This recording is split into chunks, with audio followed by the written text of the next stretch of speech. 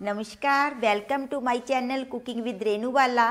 तो आज हम बनाने जा रहे हैं जो बेल बोलते हैं उस फल का मुरब्बा। ये मुरब्बा दिलो दिमाग और जिगर के लिए बहुत फ़ायदेमंद होता है। अगर पेट में बढ़ी हुई गर्मी हो तो उसे दूर करता है, इसलिए इसका सेवन पूरी सर्दी में दिसंबर जनवरी के महीने में नहीं किया जाता और सिर्फ गर्मी के दिनों में ही करना चाहिए। बाकी पूरा वर्ष आप इसका सेवन कर सकते हैं, सिर्फ 2 महीनों को छोड़कर, क्योंकि उस टाइम में ठंड का प्रकोप रहता है। तो सबसे पहले तो मैं आपको यह बताऊंगी कि आपको फल लेना कैसा होता है। इसमें सबसे पहले तो फल का चयन करना ज़्यादा इम्पोर्टेंट है। तो फल कैसा लेना है, देखिए ऊपर से ये हरा है, जब हरा रहता है कच्ची अवस्था में रहता है तब इसका मुरब्बा बनाया जाता है और अंदर से इसका गूदा इस प्रकार से होना चाहिए। ये मैंने आपको दिखाने के लिए ही तोड़ कर रखा है। ऊपर से हरा है, जब पकने की फर्स्ट स्टेज पे होता है तब इसका मुरब्बा तैयार किया जाता है। आप अच्छी तरह देख लें। हाँ, एक बात और, जो प्रोफेशनल बनाते हैं, जो हम मार्केट से लेकर आते हैं, वो आपने देखा होगा कि गोल गोल पीसीज में ये मुरब्बा रहता है। तो वो क्यों करते हैं? ये जो फल कच्ची अवस्था में होता है तो इसका ऊपर का छिलका इतना ज़्यादा हार्ड होता है कि आप इसे हाथ से नहीं तोड़ सकते। तो जो प्रोफेशनल रहते हैं वो ऐसे पूरा बिल लिया, उसको 1-1 इंचों के पीसीज में आरी से कटवा लेते हैं। आरी से काट कर फिर इसका जिस प्रकार हम नारियल की ठूठी में से वो नारियल की गरी निकालते हैं, बड़ी आसानी से चाकू से निकल जाता है। परंतु सबके पास तो घरों में आरी नहीं होती, इसलिए मैं उसी प्रकार, मेरे पास तो है, मेरे पड़ोस में है कोई, उनके घर में है तो वो कर भी देते, परंतु आपको बनाने में असुविधा होगी। जो आप नहीं कर सकते ज़्यादातर लोग, तो उसे को ध्यान में रखते हुए मैं आपको घर में कैसे तैयार करें, पीसीज कैसे निकाल लें वो बताऊंगी। सबसे पहले तो आप एक हथौड़े वगैरह से इसे ऐसे तोड़ लें। तोड़ लिया जैसे, तो मैंने आपको दिखाने के लिए फल बड़ी ध्यान से चयन करना है कि कच्ची अवस्था में इस प्रकार का अंदर से रहे, तो उसे हम हथौड़ी से तोड़ लेते हैं। मैं आपको तोड़ कर दिखाती हूँ, जो मैंने आपको दिखाने के लिए ही रखा है।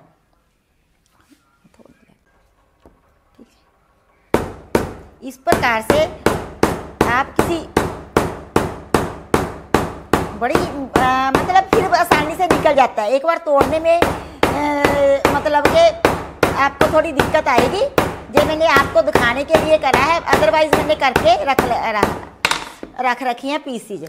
तो ये रहा, इसका इस प्रकार से आसानी से टूट जाता है। फिर किस प्रकार से निकालते हैं, जैसे हम नारियल के खोल में से निकालते हैं ना, इस प्रकार के चाकू को अंदर करके इसके पीसीज ले लेते हैं। देखिए इस प्रकार के इसके पीसीज निकल आते हैं, बड़ी आसानी से निकल आएंगे, कोई दिक्कत नहीं आई। सिर्फ तोड़ने में ही आपको थोड़ी एक बार दिक्कत आती है। आरी से कटवा लें तो ज़्यादा बेटर है, गोल गोल निकलेंगे, परंतु सब लोग नहीं कर सकेंगे, बड़े शहरों में कहाँ से लाएंगे। तो बेल का फल तो आम ही लगा हुआ मिल जाता है, कोई मना भी नहीं करता, जिसके जहाँ लगा रहता है। हाँ, तो इस प्रकार से ये निकल आता है बड़ी आसानी से। देखा, बस तोड़ने में थोड़ी सी दिक्कत आती है, कोई ज़्यादा भी नहीं आती कि आप समझें कि बड़ा मुश्किल है। और ये मुरब्बा सेहत के लिए, कमर के लिए, दिलो दिमाग के लिए फ़ायदेमंद। इस प्रकार से निकाल लिया ना। अब आप जब निकाल लेंगे तो इसमें चिपचिपापन रहता है, तो आप किसी छलनी में, डाली में डालकर 2-3 बार अच्छी तरह मसल कर धो लें।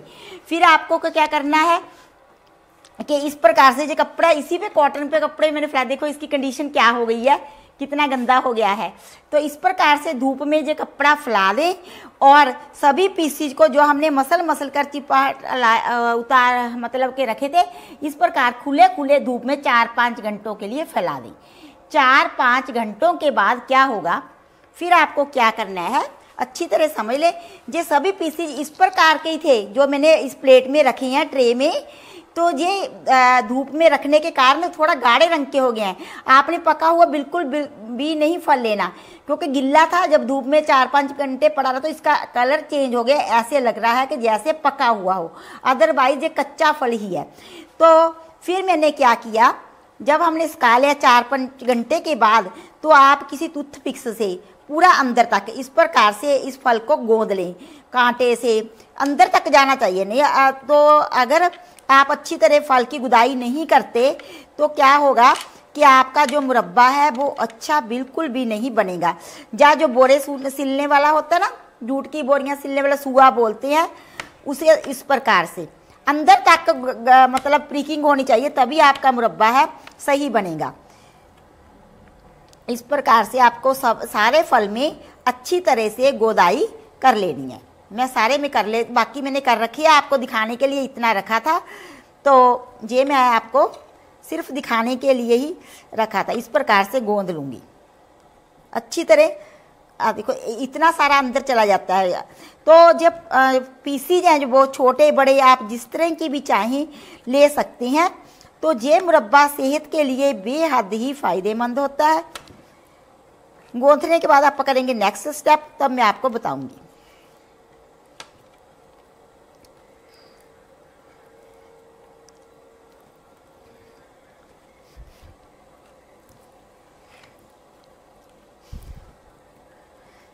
बस आपको फल का चयन बड़े ध्यानपूर्वक करना है। ये मत देखें कि मेरे पीसी जिस प्रकार से हो गए हैं गाढ़े गाढ़े से पीले, ये सुखाने के कारण हुए हैं, क्योंकि धूप में हमने काफ़ी टाइम रखा था ताकि जो ऊपर वाला पानी जिससे हमने इन फलों को धोया था तो वो अच्छी तरह सूख जाए। तो दूसरी बात, ये हमने मलमल का साफ सफ़ेद कपड़ा लेना है। तो आप सोच रहे होंगे कि मेरा जो कपड़ा है वो तो सफ़ेद लग नहीं रहा है, इस प्रकार से क्यों हो गया है। ये मैंने मुरब्बे बनाने के लिए ही इस्तेमाल करने के लिए रखा है। कभी गाजर का बनाया, कभी आमले का, तो उन चीज़ों का कलर चढ़ चढ़ के इस पे उतर उतर के जो कलर था इस प्रकार का दिखाई देने लगा है। हम जो सभी पीसों को हमने प्रिक करके रखा है, गोंद कर रखा है, उनको किसी मलमल के कपड़े में ऐसे डाल लेंगे। ये कपड़ा धुला हुआ साफ सुथरा है, इसमें मैं बहुत सी चीज़ें बनाती रहती हूँ, इसलिए इस प्रकार का दिखाई देने लगा है। सभी पीसीज को हम इस प्रकार से इसमें लगा लेंगे। और उधर हमने पानी उबलने के लिए रख दिया है गैस पे, वो खूब उफन रहा है अच्छी तरह। ये हाँ, एक बात और, जो पीसीज हैं छिलका उतारने के बाद मैंने इसका वज़न कर लिया था। ये वज़न में 1 किलोग्राम है ये पीसी सभी, ठीक है। जो छोटे छोटे पीसी है ये हम चलो डाल देते हैं, अगर ना भी डालना चाहें तो कोई बात नहीं है, इसी प्रकार से, ठीक है ना। तो अब क्या करना है, हमको इसकी पोटली सी बना लेनी है और उबलते पानी में इसे सॉफ्ट होने तक पकाना है। क्योंकि अगर हम इस तरीके से मुरब्बे तैयार करते हैं तो जो फल है मुलायम होने तक पकाएंगे, उसका कलर आकर्षक अट्रैक्टिव हो जाता है, तो देखने में भी अच्छा लगता है और श्रिंक भी नहीं होता फल चाशनी में डालने के पश्चात। नहीं, क्या होता है कि जब हम चाशनी में डालते हैं तो चाशनी में डालकर पकाते हैं, अगर इस ढंग से नहीं करते तो वो सुंगड़ जाते हैं, श्रिंक हो जाते हैं। लीजिए, हम इसमें रख देंगे और इसके मुलायम होने तक इसे ढक कर पकाएंगे, ठीक है। तो फिर करेंगे नेक्स्ट स्टेप। हमने पीसों को जो रखे थे बेल फल की सॉफ्ट होने तक पका लिया। देखा, आप हाथ से छूकर इसे अच्छी तरह देख लें कि नरम हुए हैं कि नहीं। मेरे मुताबिक मेरे पीसे जो हो गए हैं, देखिए पूरी तरह से, क्योंकि बाद में ये सॉफ्ट नहीं होंगे। जब हम चाशनी में रखते हैं तो उसमें तो फल कड़क होता है, ना कि सॉफ्ट होता है। देखिए, तो इस प्रकार से आपको देखना होता है। जो बड़ी आसानी से कट रहा है, ज़्यादा सॉफ्ट भी नहीं करने होते। अगर आपको ज़्यादा सॉफ्ट पसंद है तो आप सॉफ्ट और भी कर सकते हैं। मैंने अपने मुताबिक इसे कर लिया है। तो अब हम क्या करेंगे, क्योंकि बाद में जैसे उतने नरम नहीं होते, बाद में चाशनी में डालने के पश्चात ये नरम नहीं होंगे। तो अब हमने क्या करना है, इसके 1 किलो पीसीस थे, छिलका वगैरह उतारने के पश्चात तो 1.5 किलोग्राम चीनी लेनी है। तो अब हम एक भगोना लेंगे, उसमें ऐसे चीनी की एक लेयर बिछा देंगे। जब हम चीनी की तहों के बीच में रखकर मुरब्बा बनाते हैं तो इसका कलर भी अट्रैक्टिव होता है और फल भी श्रिंक नहीं होता, सुगड़ता नहीं है। तो इधर कर लेते हैं भगोने को। तो अब इसमें पीसीस को चीनते जाएंगे और उसके ऊपर चीनी की तह लगाते जाएंगे। देखिए मैं इस प्रकार से सारे फलों को चीनती जा रही हूँ और ऊपर से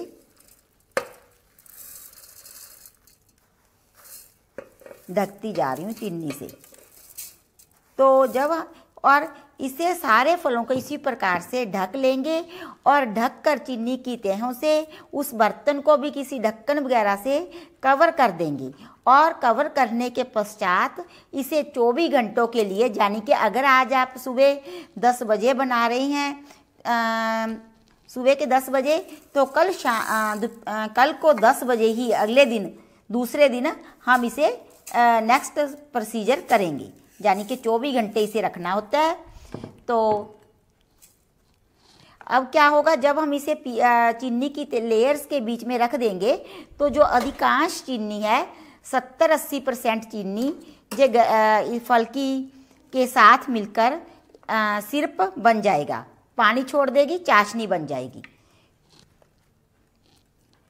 तो अब तो सिर्फ हम इसी चीनी की तह के बीच में ही रखेंगे और फिर करेंगे नेक्स्ट प्रोसीजर कल को 24 घंटों के पश्चात।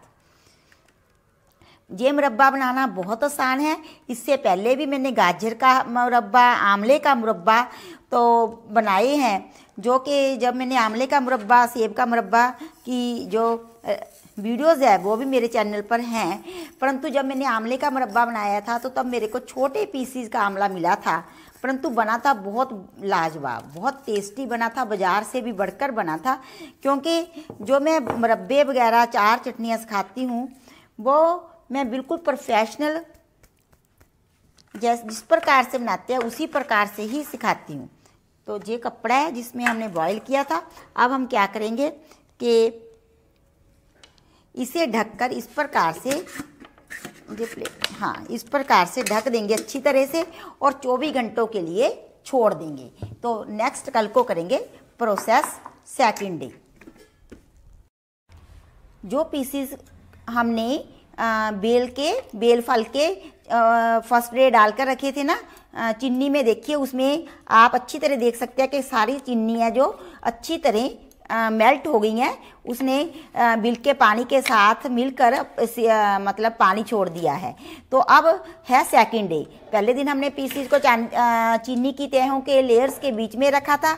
तो आज हम सभी पीसीस को इस प्रकार किसी थाली में निकाल लेंगे। ठीक है, तो निकालने के पश्चात करेंगे आगे का स्टेप। मुरब्बे बनाने बहुत ही आसान है, सिर्फ आपको कुछ प्रिकॉशन लेनी होती है कि आप कभी भी गिल्ली चम्मच, गिल्ले बर्तन का प्रयोग ना करें, गिल्ले फल का प्रयोग ना करें। फल को सही प्रकार से चूज़ करें, यानी कि चाइन करें, और उसके बाद अच्छी तरह फल की गोदाई करें, यानी कि प्रिकिंग करें। अंदर तक फल अच्छी तरह गोथा होना चाहिए। देखिए अगर आप देखेंगे तो आज हमारा सेकंड डे है, तब भी काफ़ी हद तक जो चाश है इसके अंदर चली गई है, सिर्फ चला गया है। तो अभी 2 दिन हमने और काम करना है इस पर। तो देखना कितना बढ़िया ये मुरब्बा बनेगा। मुरब्बे हमारे सभी बहुत अच्छे बनते हैं, बढ़िया बनते हैं। तो जो जिसमें नहीं गई ना वो उन पीसोज में भी अच्छी तरह चली जाएगी जब ये हम बनाएंगे।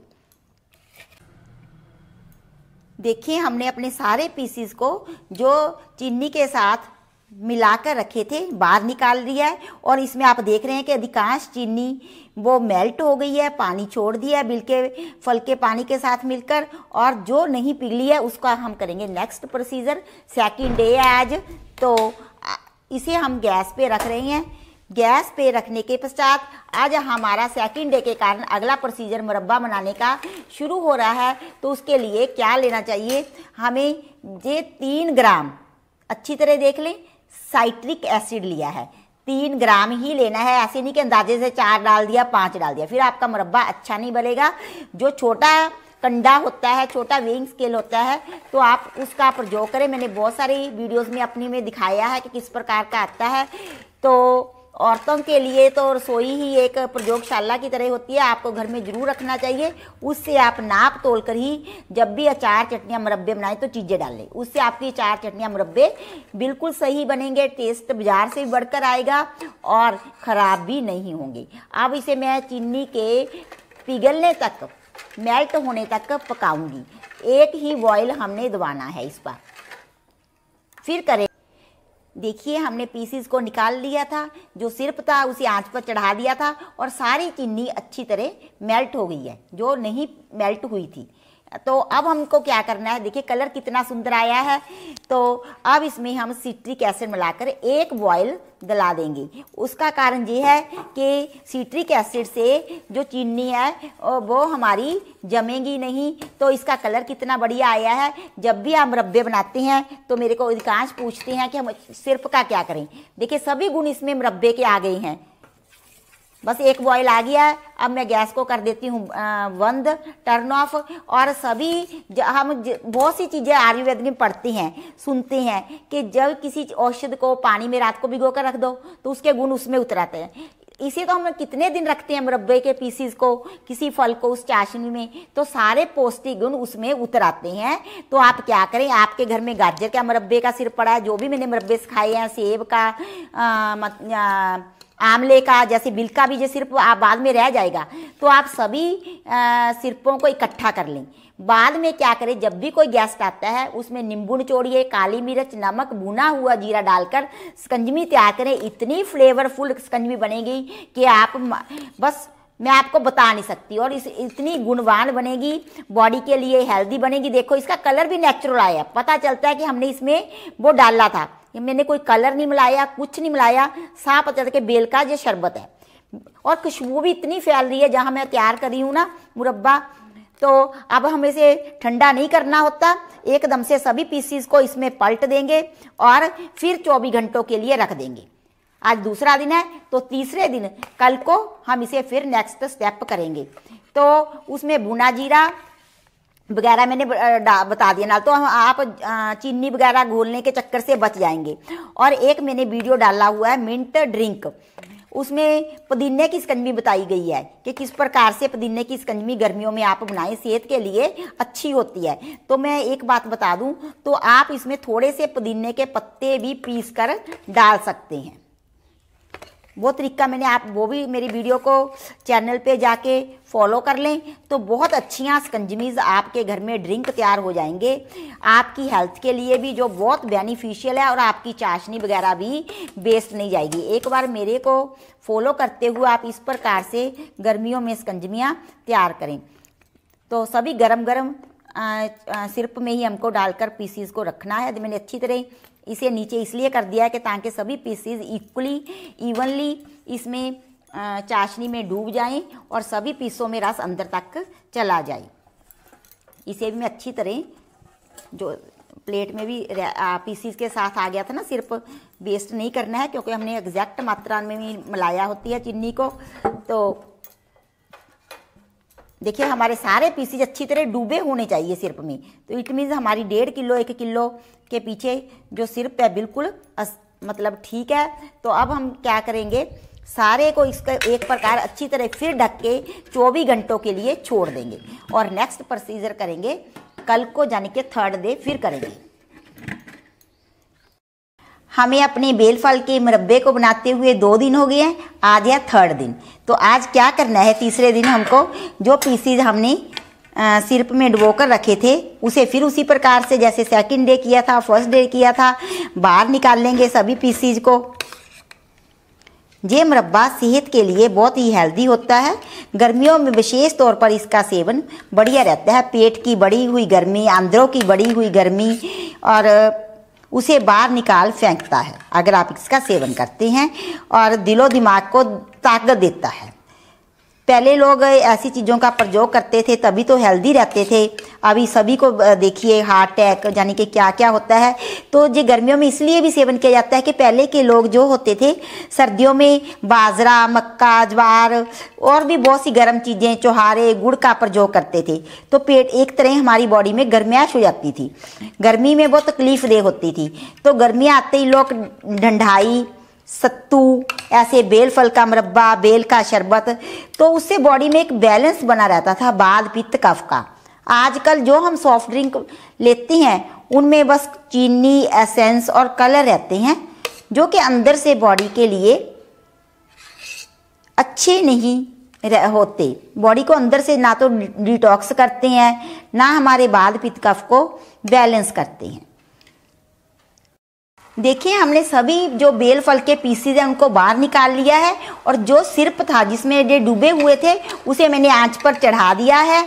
अब मैं क्या करूँगी, जो इसमें भी बेल फल के साथ थोड़ी थोड़ी चाश आ गई है ना, उसे मैं वापस इस भगोने में ही डाल दूंगी। और अब आपको तीसरा दिन है, क्या करना है ये मैं बता रही हूँ।